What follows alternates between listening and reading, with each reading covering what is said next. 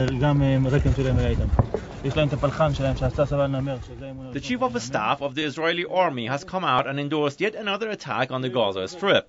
Speaking on the third anniversary of Israel's devastating 22-day war on Gaza, which killed over 1,400 Palestinians, many of them women and children, Lieutenant General Benny Gantz hailed the attack as an excellent operation. Gantz, however, added that Tel Aviv must initiate another swift and painful war on the Gaza Strip. The Israeli general said that the war is not a matter of choice, but of necessity for Tel Aviv. Does this mean that another large-scale attack on the Gaza Strip is imminent? According to Gantz, it may very well be.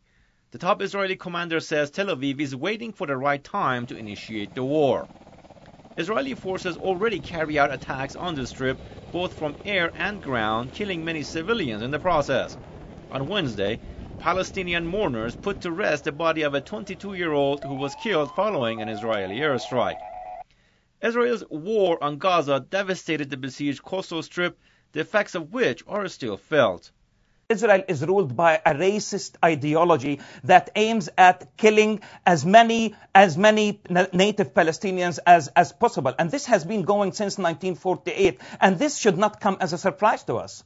Israel's talk of war does not stop with Gaza and Palestinians. Democracy will ultimately lead to the end of the Zionist enterprise in Palestine. Tel Aviv has made no secret that it is indeed contemplating launching strikes against Iran. One advisor to Prime Minister Benjamin Netanyahu says Israeli timelines are now drawn in not years but months when it comes to Tehran's nuclear energy program.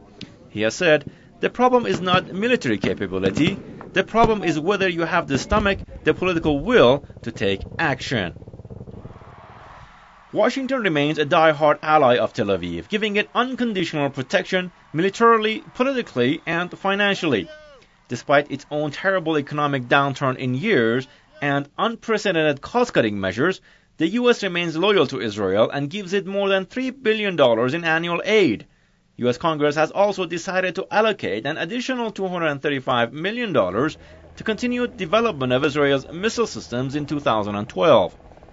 Israel's warmongering comments come against the backdrop of increased anti-Israeli sentiments in the region, with Tel Aviv becoming more and more isolated. With the fall of dictators like Hosni Mubarak in Egypt and in the wake of Arab revolutions, Israel finds itself in a predicament.